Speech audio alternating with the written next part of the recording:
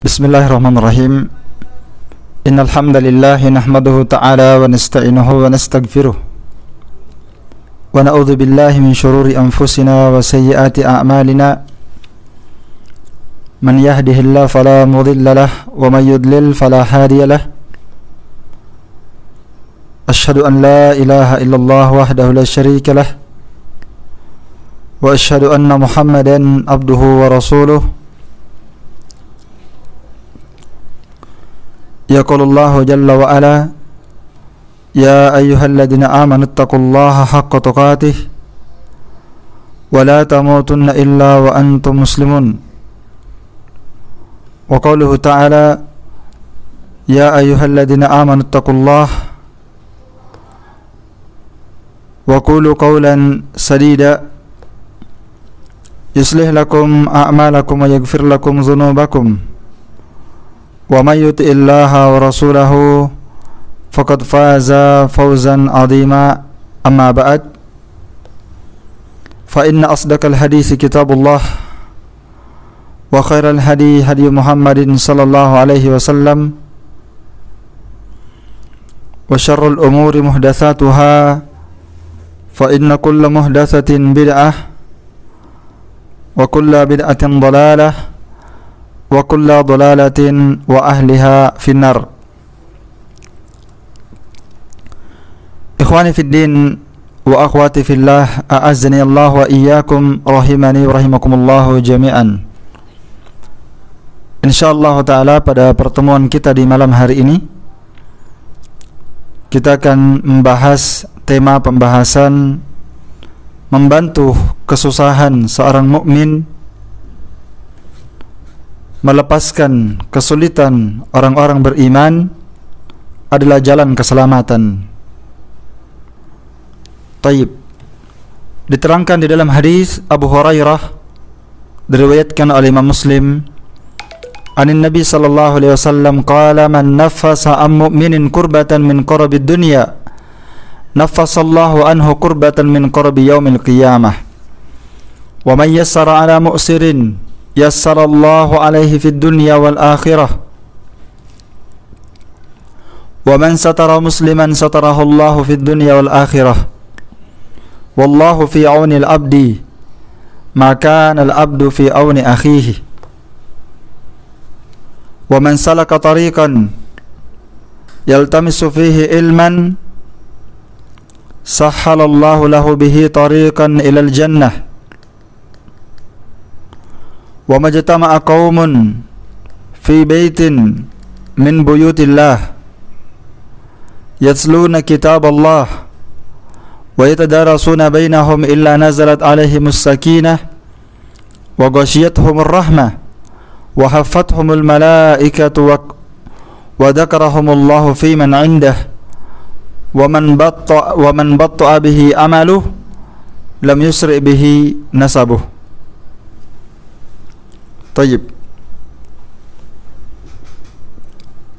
Ikhwani fid din, a'azzani Allah wa iyyakum, rahimani wa rahimakumullah jami'an.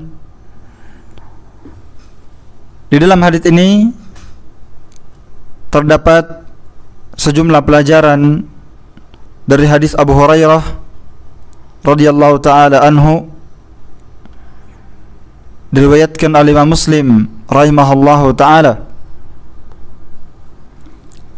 Nabi sallallahu alaihi wasallam bersabda, man naffasa am mu'minin kurbatan min qarabid dunya, barang siapa yang melepaskan, menghilangkan atau meringankan kesulitan yang menimpa orang-orang beriman, kesulitan, kesusahan, kesempitan yang menimpa orang-orang mukmin, min qarabid dunia, dari kesulitan dan kesempitan, dari kesempitan dunia, nafasallahu anhu kurbatan min qarabi yaumil qiyamah, maka Allah subhanahu wa ta'ala akan melepaskan dari dia satu kesulitan, satu kesusahan dari kesusahan yang berat pada hari kiamat. Wa may yassara ala mu'sirin Dan barang siapa yang memberikan kemudahan kepada orang yang ditimpa kesulitan, yassarallahu alaihi fid dunya wal akhirah, maka Allah Ta'ala akan memberikan kepadanya kemudahan dalam kehidupan dunia dan akhirat. Wa man satara musliman satarahullahu fid dunya wal akhirah, dan barang siapa yang menutupi aib seorang muslim, maka Allah Ta'ala akan menutupi aibnya di dunia dan di akhirat. Wallahu fi aunil abdi ma kana al abdu fi auni akhihi, dan Allah Ta'ala senantiasa berada dalam bantuan kepada seorang hamba, senantiasa Allah Subhanahu wa Ta'ala membantu hamba-hambanya selama hamba-hamba tersebut memberikan bantuan kepada saudaranya. Wa man salaka tariqan yaltamisu fihi ilman, dan barang siapa yang menempuh sebuah jalan yang dimana dia mencari ilmu pada hal tersebut. Siapa yang menempuh sebuah jalan yang dengan jalan tersebut dia berniat, bertujuan, bermaksud untuk mencari ilmu, sahhalallahu lahu bihi tariqan ilal jannah, maka Allah Subhanahu wa Ta'ala akan memudahkan dia dengan sebab tersebut jalan menuju surga. Wa majtama'a qaumun fi baitin min buyutillah, dan tidaklah suatu kaum berkumpul di rumah dari rumah-rumah Allah, yatluna kitab Allah, mereka membacakan kitab Allah, wa yatadarasunahu bainahum, dan mereka saling mempelajari di antara mereka Al-Quran, kitabullah, illa nazalat alaihimus sakinah, melainkan akan turun kepada mereka as-sakinah, ketenangan yang akan memberikan ketenangan jiwa mereka. Wa ghasyiyatuhumur rahmah, dan mereka akan diliputi oleh rahmat. Wa hafathumul malaikah, dan mereka akan dinaungi oleh para malaikat. Wa dzakarahumullahu fi man indah, dan Allah Ta'ala akan menyebut-nyebut mereka yang berada di majlis tersebut, fi man indah, terhadap majlis yang ada di sisi Allah Subhanahu wa Ta'ala. yakni Allah Ta'ala akan menyebut-nyebut mereka yang ada di majlis makhluk yang agung dari kalangan malaikat yang ada di sisi Allah Subhanahu wa Ta'ala. yakni Allah memuji mereka di hadapan para malaikat. Wa man batta'a bihi amaluh, dan barang siapa yang dilambatkan oleh amalannya, dan barang siapa yang dilambatkan, diperlambat oleh amalannya, lam yusri' bihi nasabuh, maka nasabnya, keturunannya tidak bisa menyegerakannya. Seorang terikat dengan amalan mereka masing-masing. Hadits ini dikeluarkan oleh Imam Muslim, dan ini juga adalah lafaz dari Imam Muslim. Ikhwani fid din, a'azzani Allah wa iyyakum, rahimani wa rahimakumullah jami'an. Hadis ini di dalamnya terdapat sejumlah pelajaran. Al-Imam An-Nawawi rahimahullahu taala dalam syarah Sahih Muslim berkata, "Hada hadisun azimun." Hadis ini adalah hadis yang sangat agung, telah mengumpulkan berbagai macam jenis ilmu-ilmu syariat, wal qawaid, di dalamnya terkumpul berbagai macam kaidah-kaidah syariat, wal adab, dan adab-adab syar'i yang sepantasnya dimiliki oleh setiap mukmin. Dan yang kedua, di antara faedah hadis ini, di dalam hadis ini terdapat dorongan untuk melakukan tanfisul karb, untuk meringankan segala kesulitan orang beriman. Nabi SAW memberikan dorongan untuk meringankan, untuk menghilangkan segala beban-beban, musibah, ya, yang memberatkan, yang menyempitkan, musibah yang menimpa orang beriman. Kita dianjurkan untuk menghilangkan dan meringankan bebannya. Karena itu Nabi SAW bersabda, "Man naffasa am mu'minin kurbatan min kurabi dunya, naffasallahu anhu kurbatan min kurabi yaumil qiyamah." Barang siapa yang meringankan atau menghilangkan beban, kesulitan, kesempitan yang menimpa orang beriman di dunia ini, maka balasannya Allah Ta'ala akan melepaskan kesulitan dia yang sangat dahsyat, kesulitan dia yang berat kelak pada hari kiamat. Iya.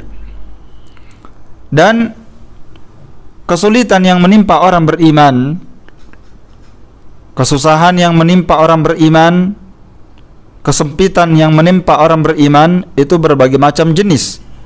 Ada kesulitan, kesempitan yang menimpa mereka berupa harta.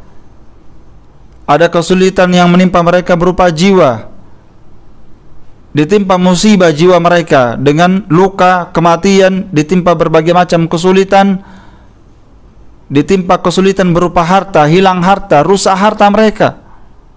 Ditimpa musibah, ya, gempa dan semisal dengannya. Atau masyarakat mereka ditimpa musibah, masyarakat beriman, masyarakat kaum muslimin, mukminin, ya, tertimpa cobaan, musibah, kesulitan.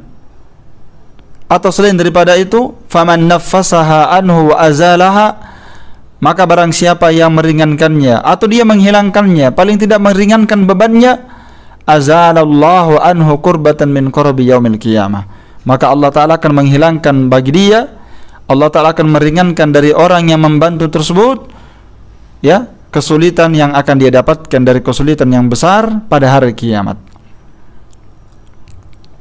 Dan ketahuilah bahwa kesulitan yang akan didapatkan manusia pada hari kiamat itu adalah kesulitan yang amat besar, ya, kesusahan yang amat dahsyat. Maka siapa yang ingin diselamatkan dari kesusahan hari kiamat, hendaklah dia memperbanyak dari membantu saudara-saudara mereka yang tertimpa kesulitan. Dan menghilangkan beban kesulitan ini tidaklah berat, bahkan itu adalah perkara yang ringan bagi siapa yang diringankan oleh Allah Subhanahu wa ta'ala. Jika kita tidak sanggup membantu mereka dengan badan kita, dengan fisik, dengan tenaga, paling minimal kita membantu mereka dengan doa. Kita membantu mereka dengan harta-harta kita yang Allah berikan kepada kita. Tayyib. Di dalam hadis ini pula terdapat pelajaran at-targhib fit taysir 'alal mu'sir. Di dalam hadis ini terdapat pula pelajaran targhib, dorongan syariat untuk memberikan kemudahan orang yang tertimpa kesulitan. Iya. Di mana Nabi SAW bersabda pada hadis ini, wa may yassara 'ala mu'sirin, barang siapa yang memberikan kemudahan kepada orang yang mendapatkan kesulitan, yassarallahu alaihi fid dunya wal akhirah, maka Allah Ta'ala akan memberikan kepada dia kemudahan di dunia dan di akhirat. Maka dorongan syariat kepada setiap orang beriman untuk memberikan kemudahan orang yang tertimpa kesulitan. Iya, tertimpa kesulitan. Dan di antara bentuk memberikan kemudahan orang yang tertimpa kesulitan adalah memberikan kepada orang beriman kelonggaran. Ya, ketika dia berutang, dia berikan kelonggaran, dia tidak tagih bertubi-tubi. Ya, dia berikan kelonggaran, kemudahan. Thayyib. Kan itulah Allah Ta'ala berfirman dalam surah Al-Baqarah ayat 280. Wa in kana dhu usratin fanadhiratun ila maisarah. Dan jika mereka mendapatkan kesulitan, kata Allah, maka berikanlah kepada mereka tangguh sampai mereka diberikan kemudahan oleh Allah Subhanahu wa ta'ala. Ya, sampai Allah Ta'ala memberikan kemudahan kepada mereka. Karena itu datang dalam hadis Abu Hurairah, ya, datang dalam hadis Abu Hurairah, ya, Nabi sallallahu alaihi wasallam bersabda menjelaskan tentang seorang yang memberikan tangguh kepada orang yang dia tagih. Kata Nabi SAW, kana tajirun yudayinun nas. Dahulu ada seorang pedagang yang selalu memberikan pinjaman kepada manusia. Fa idza ra'a mu'siran qala li fityanihi. Jika dia melihat orang tersebut kesulitan membayar utangnya, maka dia berkata kepada pembantunya dan anak-anaknya, tajawazu anhu la'allallaha ayatajawaza anna. Berikan dia keringanan, ya, bebaskan utangnya, berikan dia kemudahan, semoga Allah Subhanahu wa ta'ala memaafkan kita dari dosa-dosa kita. Fatajawazallahu anhu, maka Allah Ta'ala pun memaafkan dia. Maka al-jazaa'u min jinsil amal. Seorang itu akan dibalas oleh Allah Ta'ala sesuai dengan jenis amalannya. Siapa yang ingin diberikan kemudahan oleh Allah dan siapa yang menginginkan dimaafkan oleh Allah, hendaklah dia memaafkan manusia. Siapa yang ingin dirahmati oleh Allah Ta'ala, hendaklah dia merahmati manusia. Hendaklah dia merahmati manusia. Taib. Karena itulah Abu Qatadah radhiyallahu taala anhu berkata, Rasulullah SAW bersabda, "Man sarrahu ayyunjiyahu Allah min qarabi yaumil qiyamah falyunaffis an mu'sirin aw yada anhu." Di antara bentuk meringankan orang yang tertimpa kesulitan adalah engkau melonggarkan utangnya ketika dia ingin membayar. Engkau memberikan dia kemudahan, engkau tangguhkan dia sampai dia mendapatkan kemudahan, atau engkau membebaskan utangnya. Kata Nabi SAW, siapa yang ingin diselamatkan oleh Allah Subhanahu wa Ta'ala dari kesulitan-kesulitan pada hari kiamat, falyunaffis an mu'sirin, maka hendaklah dia meringankan orang yang kesulitan, tertimpa utang, dia ringankan, dia tangguhkan, dia berikan kelapangan sampai dia mampu, aw yadha anhu, atau dia membebaskan utangnya. Ya, dia membebaskan utangnya. Apakah dia longgarkan atau dia nyatakan biarkan lunas utangnya karena dia ingin memberikan kemudahan. Maka di dalam hadis ini terdapat pelajaran al-jazaa'u min jinsil amal. Ya, seorang itu dibalas sesuai dengan jenis amalan. Iya, sesuai dengan jenis amalan. Karena itulah Nabi SAW bersabda, "Innama yarhamullahu min ibadihi ruhama." Sesungguhnya Allah Subhanahu wa Ta'ala hanyalah merahmati dari kalangan hamba-hambanya yang ar-ruhama, yang juga pengasih kepada hamba yang lainnya. Iya, yang juga pengasih kepada hamba yang lainnya. Dan sebagaimana Nabi SAW juga bersabda, "Innallaha yu'adzibul ladina yu'adzibuna an-nas fid dunya." Sesungguhnya Allah Ta'ala akan menyiksa kepada orang-orang yang biasa menyiksa manusia di dunia. Maka al-jaza' min jinsil amal. Nah, al-jaza' min jinsil amal. Tayyib. Dan juga Nabi SAW bersabda, ya, di dalam hadis yang lain, "Man anzara mu'siran aw wada'a anhu adallahu Allah fi dhillihi yawma la dhilla illa dhilluh."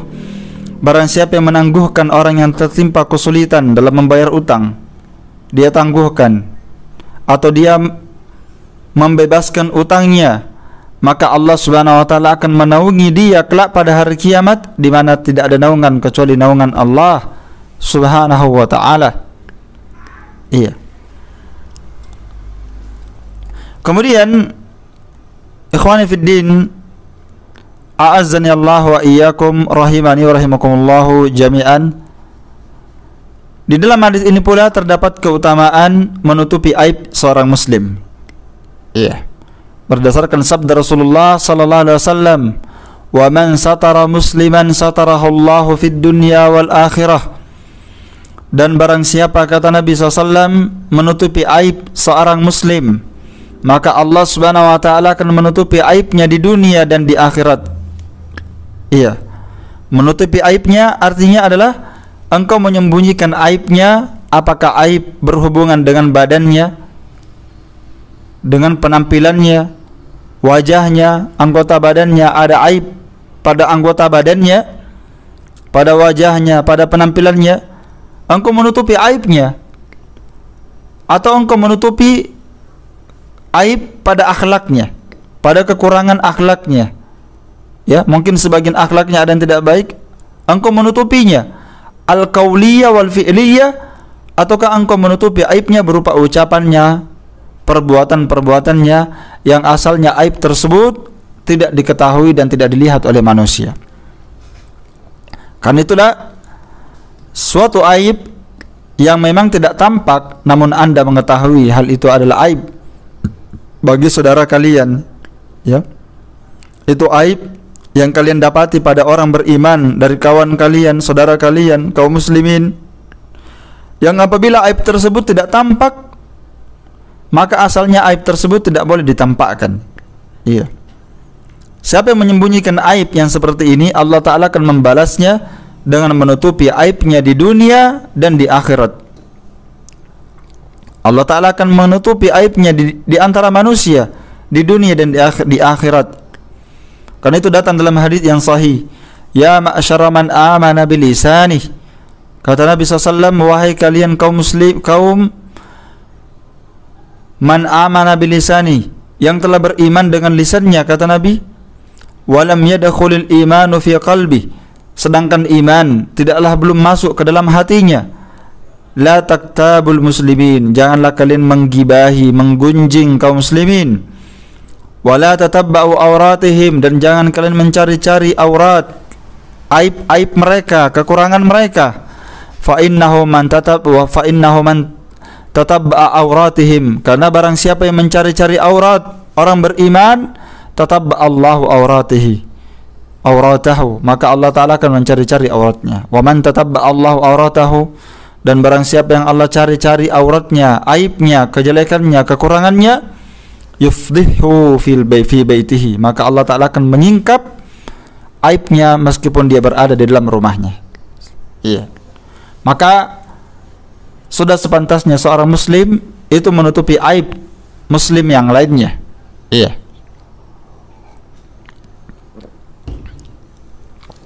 Akan tetapi Al-Imam Asy-Syaikh Ibnu Utsaimin rahimahullahu taala ketika mensyarah hadis ini beliau berkata, walakin as-satru la yakunu mahmudan, akan tetapi menutupi aib itu tidaklah terpuji kecuali jika menutupi aibnya itu memang betul ada maslahat, atau menutupi aibnya itu tidak terkandung di dalamnya mafsadat. Iya. Adapun orang yang mujrim, orang yang memang dia terang-terangan berbuat dosa, berbuat maksiat, ya, memang dia adalah pelaku kejahatan, pelaku dosa, ya, penjahat, ya, memang dia terang-terangan berbuat dosa dan dia tidak malu menampakkan aib di depan kaum muslimin. Maka orang yang berbuat maksiat seperti inilah nasturu alaih, kata Syekh Utsaimin, kita tidak menutupi aibnya. In kana ma'rufan bisyarr, jika memang dia dikenal dengan keburukan, kejelekan, kerusakan akidah, kerusakan ibadah. Namun seorang yang mustaqiman, seorang muslim yang istiqamah di atas kebaikan, yang zahirnya dia istiqamah, baik orangnya, tidak terang-terangan berbuat kefasikan, berbuat kerusakan dan keburukan, lalu ketika dia melakukan perkara yang tidak pantas, maka asalnya aibnya itu ditutupi. Iya. Jadi dilihat kondisinya. Iya. Dilihat kondisi orang yang berbuat kejelekan tersebut. Ya, kejelekan tersebut. Kan itulah terkait dengan orang yang berbuat maksiat. Itu manusia terbagi menjadi dua kelompok.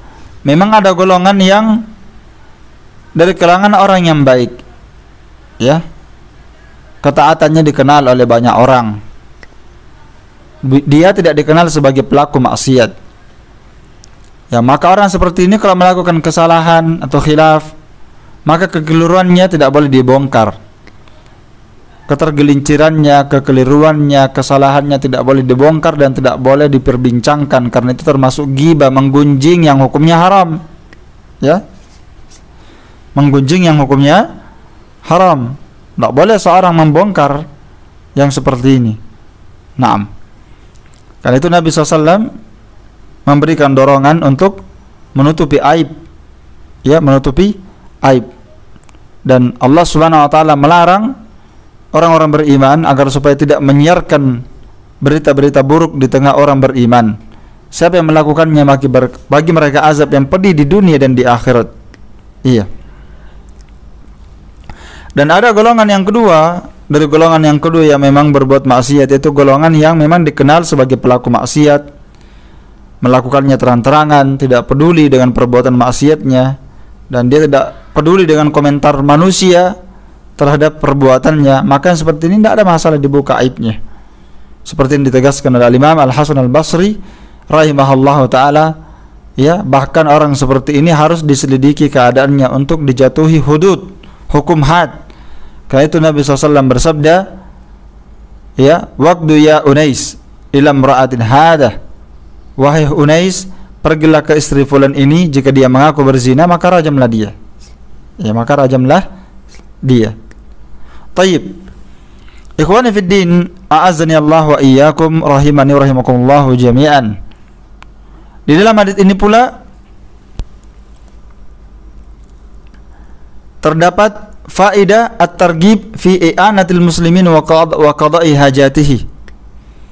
Terdapat dorongan dalam hadis ini, terdapat dorongan untuk membantu orang-orang beriman untuk menyelesaikan hajat mereka, menutupi hajat mereka, dan berusaha untuk menutupi hajat mereka. Karena itu Nabi SAW bersabda, "Wallahu fi aunil abdi ma kana al-abdu fi auni akhihi." Senantiasa Allah Ta'ala memberikan bantuan kepada hamba-hambanya selama hamba itu memberikan bantuan kepada saudaranya. Iya. Dalam hadis Ibnu Umar secara marfu, Nabi SAW bersabda, "Man kana fi hajati akhihi kana Allah fi hajatihi." Barang siapa yang memberikan bantuan kepada hajat saudaranya, menutupi hajat saudaranya, maka Allah Ta'ala akan menutupi hajatnya. Allah Ta'ala akan menutupi hajatnya. Fakullama kana al-mar'u mu'inan li akhihi, maka setiap kali seorang hamba memberikan bantuan kepada saudaranya, ya, tegak menutupi hajat dan kebutuhannya, memasukkan kegembiraan ke dalam dirinya, ya, ke dalam saudaranya yang tertimpa kesulitan, maka Allah Ta'ala akan membantunya dan menolongnya. Karena itu dahulu para as-salafus salih, mereka itu berlomba-lomba, ya, untuk membantu orang lain dan menolong mereka. Taib. Mereka berlomba membantu. Siapa di antara mereka yang sanggup memberikan makan, memberikan minum, memberikan apa yang menjadi kekurangan mereka? Coba kita perhatikan para as-salaf, bagaimana Nabi SAW mempersaudarakan kaum Ansar dan kaum Muhajirin, di mana kaum Muhajirin ditimpa kemiskinan, meninggalkan kampung halaman mereka, mereka meninggalkan rumah mereka, mereka meninggalkan negeri mereka, mereka meninggalkan anak dan istri mereka. Lalu Nabi persaudarakan dengan kaum Ansar yang ada di Madinah, maka mereka pun memberikan harta mereka, ya, walau kana bihim khasasah, kata Allah, meskipun mereka sangat membutuhkan harta tersebut, tapi mereka bagi dua dengan saudara mereka. Mereka berikan. Sampai disebutkan kisah yang masyhur, orang-orang Ansar memberikan bantuan kepada orang Muhajirin, ya, mereka berikan separuh dari hartanya. Bahkan sebagian di antara mereka ada yang memiliki 2 istri, dan dia berkata kepada saudaranya, ya, kamu lihatlah kepada siapa yang kamu suka dari istriku tersebut. Mana yang kamu sukai, maka saya akan talak dia, dan silahkan kamu menikah dengannya. Ini luar biasa, ya. Ya, di antara bentuk kasih sayang dan kejujuran seseorang dalam mencintai saudaranya dan memberikan bantuan kepadanya. Iya, dalam memberikan bantuan kepadanya. Karena itu disebutkan dalam sejumlah hadis-hadis bagaimana orang beriman itu saling bersaudara dan saling membantu. Iya, saling membantu. Iya.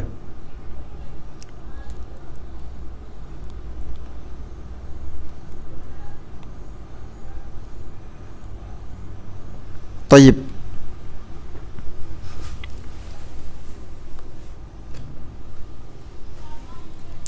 Kemudian di dalam hadis ini pula terdapat faedah tentang keutamaan menuntut ilmu. Ya, tentang keutamaan menuntut ilmu, di mana Nabi SAW bersabda, "Wa man salaka tariqan yaltamisu fihi ilman, sahhalallahu lahu bihi tariqan ilal jannah." Dan barang siapa yang menempuh sebuah jalan yang dengannya dia bertujuan mencari ilmu, maka Allah Ta'ala akan mudahkan baginya jalan menuju surga. Ya, jalan menuju surga. Ya, apakah jalan yang dia tempuh adalah jalan hissi, berjalan dengan kakinya, dengan kendaraannya, maka Allah akan mudahkan dia dengan perjalanan tersebut menuju surga.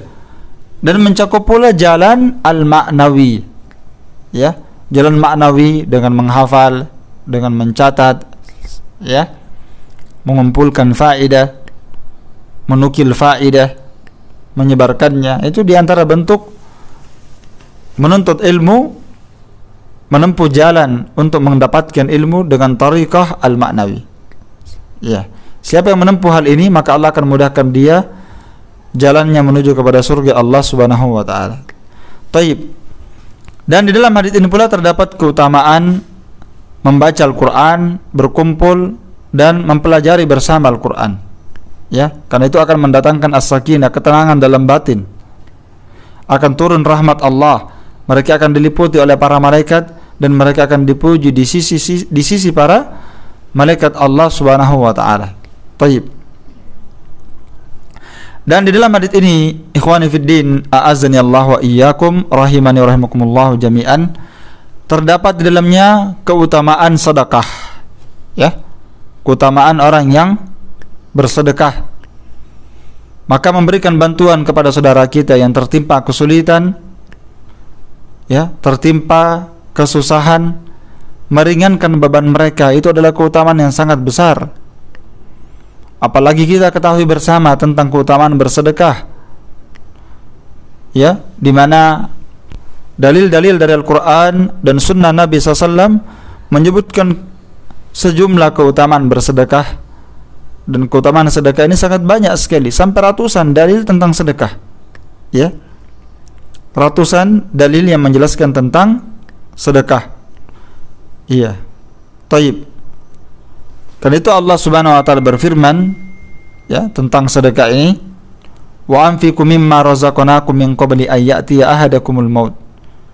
Dan berinfaklah kalian, bersedekahlah kalian dari apa yang kami rezekikan kepada kalian sebelum kematian mendatangi salah seorang di antara kalian, fayaqula rabbi laula akhartani ila ajalin qarib. Lalu dia berkata, ya Allah, seandainya aku diakhirkan ajalku walaupun dalam masa yang sangat sedikit, maka niscaya saya pasti akan bersedekah. Jadi dia, ketika dia berangan-angan kembali untuk dihidupkan ke dunia, dan itu mustahil, kalau seandainya mereka dihidupkan, pasti mereka akan bersedekah. Karena keutamaan bersedekah ini sangat besar sekali, ya, sangat banyak keutamaannya. Taib. Wa ma anfaqatum min syai'in fahuwa yukhlifu wa huwa khairur raziqin. Dan apa saja yang kalian sedekahkan, yang kalian infakkan, apakah itu berupa harta, uang, pakaian, minuman, makanan, fahuwa yukhlifu, yakinlah bahwa Allah Ta'ala pasti akan menggantikan infak dan sedekah kalian. Wa huwa khairur raziqin, dan Allah Ta'ala sebaik-baik pemberi rezeki. Iya. Alladzina yunfikuna amwalahum bil-laili wan-nahari sirran wa alaniyah falahum ajruhum 'inda rabbihim wala khaufun 'alaihim wala hum yahzanun. Dan juga Allah Ta'ala berfirman, orang-orang yang menginfakkan harta mereka di malam hari dan di siang hari, baik dia infakkan secara terang-terangan maupun sembunyi-sembunyi, maka bagi mereka pahala yang besar di sisi Allah, tidak ada rasa takut atas mereka dan tidak ada rasa sedih. Tayyib.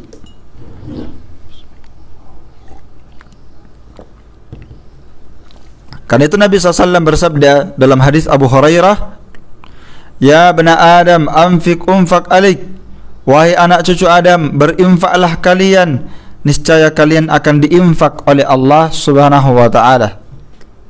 Ya. Jadi ini janji dari Allah Ta'ala. Allah Ta'ala berfirman dalam hadits qudsi, ya bani Adam, wahai anak cucu Adam, bersedekahlah kalian. Maka niscaya pasti Allah Ta'ala akan berinfak kepada kalian. Itu balasan. Hanya saja jangan kita berinfak, kita berharap Allah harus membalas kita. Tapi itu merupakan konsekuensi dari rahmat Allah dan keutamaannya. Iya. Dan datang dalam hadis yang lain pula, ya, tentang keutamaan bersedekah, ya.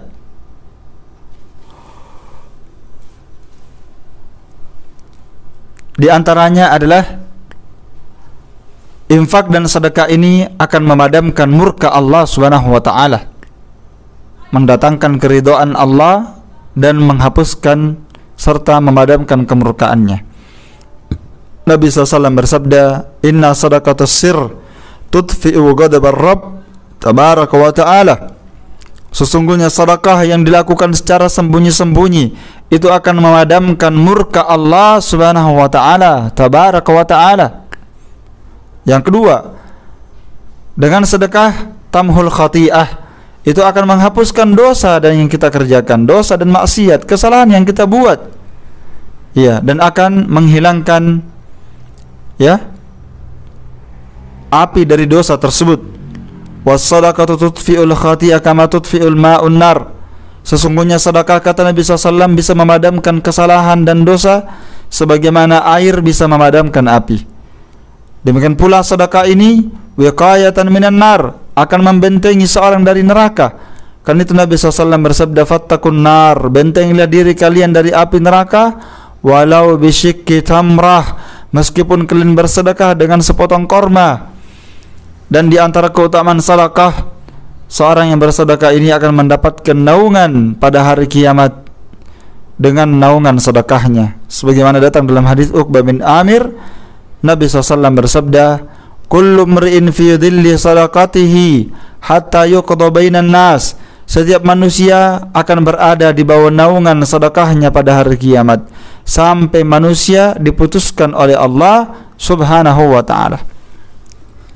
Ya, karena itu datang dalam hadis yang sahih dari hadis Abu Hurairah riwayat Bukhari Muslim, "Sab'atun yudhilluhumullahu fi dhillih." Ada 7 golongan yang akan mendapatkan naungan dari naungan Allah, di mana tidak ada naungan kecuali naungannya. Rajulun tasaddaqa bi sadaqatin fa akhfaha. Nabi mensifatkan di antara salah satu di antara mereka, yaitu seorang yang bersedekah dengan satu sedekah, lalu dia menyembunyikan sedekahnya, hatta la ta'lamu shimaluhu ma tunfiqu yaminuh, sampai tangan kirinya saja tidak mengetahui apa yang diinfakkan dan disedekahkan oleh tangan kanannya. Dan di antara faedah sedekah ini adalah obat bagi orang yang sakit, apakah sakit badan ataupun sakit hatinya tertimpa syubhat dan syahwat. Maka perbanyak sedekah, karena dengan sedekah itu akan mengobati badan kita yang sakit dan akan mengobati hati kita yang tertimpa penyakit syahwat dan syubhat. Dan itu Nabi SAW bersabda, "Dawu mardakum bis sadaqah." Obatilah orang-orang yang sakit kalian dengan memperbanyak sedekah. Maka sedekah ini bisa menyembuhkan orang yang sakit. Dengan ikhlas dia bersedekah mengharapkan pahala di sisi Allah, maka orang yang sakit di antara mereka akan disembuhkan oleh Allah Ta'ala. Betapa banyak orang yang tertimpa sakit, dia telah berobat, berbagai macam obat dia konsumsi, namun dia tidak kunjung sembuh. Maka setelah itu dia bersedekah, dengan sedekah itu menyembuhkan badannya yang sakit. Dan demikianlah keterangan pula para ulama. Dan demikian pula sedekah ini dia akan memberikan obat terhadap hati yang sakit. Iya, karena itu datang dalam sebuah riwayat diriwayatkan oleh Imam Ahmad, "Idza artatal yina qalbak." Jika engkau ingin hatimu itu lembut, maka kata Nabi, berilah makan kepada orang miskin. Ini sedekah. Siapa yang menginginkan hatinya menjadi baik, hatinya menjadi lembut, hendaklah dia memberikan makan kepada orang miskin. Wamsah ala ra'sil yatim. Hendaklah kalian mengusap kepala anak yatim tersebut. Itu akan melembutkan hati. Dan dengan sedekah ini Allah Ta'ala akan menolak berbagai macam jenis bala, musibah. Dengan sedekah Allah Ta'ala akan menolak berbagai macam musibah, malapetaka. Iya, sebagaimana wasiat Nabi Yahya alaihissalam kepada Bani Israel, di mana beliau memerintahkan mereka untuk bersedekah dan menjelaskan bahwa sedekah ini bisa menolak berbagai macam bala dan musibah. Iya. Taib. Di antara keutamaan sedekah, seorang hamba bisa dia sampai kepada jenjang hakikatul bir, hakikat orang-orang yang baik, hakikat orang-orang yang banyak kebaikannya. Lan tanalul birra hatta tunfiqu mimma tuhibbun. Dalam surah Al-Imran ayat 92, Allah Ta'ala berfirman, kalian tidak akan mencapai jenjang albir, jenjang keutamaan orang-orang yang baik, sampai kalian menginfakkan apa yang kalian cintai. Sampai kalian menginfakkan apa yang kalian cintai dari harta. Dan demikian pula di antara keutamaan sedekah, ya, seorang yang bersedekah, berinfak itu didoakan oleh malaikat setiap hari.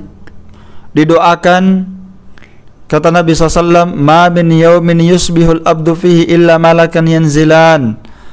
Tidaklah seorang hamba, apa tidaklah datang satu hari yang didapati oleh setiap hamba, melainkan di hari tersebut ada dua malaikat yang turun dan berdoa, Allahumma a'ti munfiqan khalafan, ya Allah, berikanlah ganti orang-orang yang berinfak. Setiap orang berinfak didoakan pasti akan digantikan. Dan malaikat yang lain yang kedua berkata, Allahumma a'ti mumsikan talafan, ya Allah, ya, janganlah engkau mengganti orang-orang yang menahan harta mereka. Talaf artinya rusak. Iya, berikanlah kerusakan pada harta mereka disebabkan karena mereka menahan harta. Dan termasuk di antara sahibus sedekah, keutamaan sedekah, orang-orang yang bersedekah ini Allah akan berkahi hartanya. Allah Ta'ala akan memberkahi rezeki dan harta yang Allah berikan kepada dia. Dan tentu kita mengharapkan keberkahan di sisi Allah terhadap harta yang kita miliki. Nabi SAW bersabda, mana kasat sadaqatun min malin, tidak ada satupun sedekah yang berkurang, tidak ada satupun harta yang berkurang disebabkan karena lantaran dia bersedekah. Maka semakin orang bersedekah, ya, semakin orang rajin bersedekah, maka Allah akan berkahi rezekinya, hartanya semakin bertambah. Berbeda dengan orang yang kikir, ya. Baik. Dan termasuk sedekah ini adalah burhan, bukti keimanan. Nabi SAW bersabda, was-sadaqatu burhanun, sedekah itu adalah bukti. Kenapa Nabi mengatakan sedekah adalah bukti? Karena sedekah merupakan bukti kebenaran iman. Nabi katakan sedekah adalah burhan, bukti kebenaran iman. Karena harta itu dicintai oleh manusia, maka tatkala dia menginfakkan hartanya, dia mengeluarkan hartanya untuk akhiratnya, untuk membantu saudaranya, maka itu adalah tanda bahwa dia lebih mencintai akhirat dibandingkan harta tersebut. Maka sedekah itu merupakan burhan, bukti kebenaran iman. Iya. Taib. Bukti kebenaran iman. Dan di antara keutamaan sedekah, sedekah itu akan dilipat gandakan oleh Allah Subhanahu wa taala. Iya, dilipat gandakan oleh Allah setiap orang yang bersedekah. Pasti Allah Ta'ala akan ganti, bahkan bukan cuma diganti, akan dilipat gandakan. Allah berfirman dalam surah Al-Hadid ayat 18, innal musaddiqina wal musaddiqat wa aqradullaha qardan hasana yudha'afu lahum wa lahum ajrun karim. Sesungguhnya orang-orang yang bersedekah, laki-laki dan perempuan, dan mereka meminjamkan kepada Allah Ta'ala pinjaman yang baik, yudha'afu lahum, Allah Ta'ala akan melipat gandakan pinjaman itu, walahum ajrun karim, dan bagi mereka balasan pahala yang lebih mulia. Ya. Dikatakan pinjaman, ya, mereka memberi, seakan-akan orang bersedekah itu memberikan pinjaman kepada Allah. Ya, kalau ada orang yang kita percaya, kita yakin, kita berikan dia pinjaman, kita yakin pasti dia akan kembalikan. Lalu bagaimana lagi kalau diibaratkan di sini memberikan pinjaman, orang yang bersedekah seakan-akan dia seperti memberikan pinjaman kepada Allah, pasti Allah Ta'ala akan menggantikannya, bahkan Allah akan melipat gandakannya. Dan semakna ayat ini juga Allah sebut dalam surah Al-Baqarah ayat 245, man dzalladzi yuqridullaha qardan hasana fayudha'ifahu lahu ad'afan katsirah wallahu yaqbid wa yabsut wa ilaihi turja'un. Siapakah yang memberikan pinjaman kepada Allah dengan pinjaman yang baik, lalu Allah Ta'ala pasti akan melipat gandakan pinjaman tersebut, sedekahnya, dengan ad'afan katsirah, dengan pelipat gandaan yang sangat begitu banyak. Sesungguhnya Allah Subhanahu wa Ta'ala menahan rezeki, menahan harta dan pemberiannya, dan Allah membentangkan kepada siapa yang Allah kehendaki. Wa ilaihi turja'un, dan kepada Allah kalian akan dikembalikan. Iya. Dan bersedekah ini, ikhwani fillah, ini termasuk keutamaan yang paling tertinggi apabila seorang menggabungkannya dengan menuntut ilmu. Ya, Seorang yang bersedekah, menginfakkan harta di jalan Allah, jika dia gabungkan dengan menuntut ilmu, maka dia merupakan makhluk afdalul manazil, orang yang paling tinggi kedudukannya. Karena itu Nabi SAW bersabda dalam hadis yang masyhur, innamad dunya li arba'ati nafar, abdin razaqahullahu malan wa ilman fahuwa yattaqi fihi rabbah wa yasilu fihi rahimah wa ya'lamu lillahi fihi haqqan fahuwa bi afdalil manazil. Sesungguhnya dunia ini untuk 4 jenis golongan manusia, kata Nabi. Yang pertama Nabi sebutkan adalah seorang hamba yang Allah berikan kepada dia rezeki berupa harta dan ilmu agama. 2. Allah berikan dia rezeki 2. Ilmu agama. Dan yang kedua, Allah berikan rezeki dia berupa harta dunia. Maka dia, karena diberikan ilmu agama, maka dia pun bertakwa kepada Allah dengan hartanya. Dia sambung silaturahimnya dengan kerabatnya dan keluarganya. Dia berikan infak kepada kerabat dan keluarganya. Dia sambung silaturahimnya dengan harta tersebut. Wa ya'lamu lillahi fihi haqqan, dan dia mengetahui ada hak Allah Ta'ala terhadap harta tersebut yang Allah perintahkan untuk dikeluarkan, apakah itu adalah zakat ataupun sedekah yang sifatnya sunnah. Dia tahu bahwa Allah memiliki hak terhadap harta tersebut yang harus dia infakkan. Maka orang yang seperti ini mengumpulkan antara ilmu agama dan dia bersedekah, bi afdalil manazil, makhluk manusia yang paling afdal kedudukannya dan tingkatannya, kata Nabi SAW. Iya. Dan masih banyak lagi sebenarnya tentang keutamaan sedekah. Ya, sedekah itu akan membersihkan harta kita dan mensucikan harta kita. Iya. Iya. Ma'asyiral muslimin rahimani rahimakumullah jami'an. Pada hari-hari ini saudara kita ditimpa musibah, kesusahan. Mereka telah ditimpa kesedihan. Ya. Maka siapa yang menutupi kesedihan mereka, kekurangan mereka, maka diharapkan Allah Subhanahu wa taala akan menghilangkan kesedihan yang akan menimpa kita kelak pada hari kiamat. Maka bantulah mereka sesuai kesanggupan kita, kita doakan mereka, ya, kita bantu mereka dengan harta. Paling tidak kita membantu di-share, ya, supaya manusia mengingat, ya, hal tersebut. Orang yang lupa bisa sadar dan orang yang lalai bisa ingat. Naam, semoga Allah Subhanahu wa taala membalas kebaikan kepada setiap orang-orang yang berbuat baik. Innahu waliyyu dzalik wal qadiru alaih. Subhanakallahumma wa bihamdik asyhadu an la ilaha illa anta astaghfiruka wa atubu ilaik. Walhamdulillahirabbil alamin.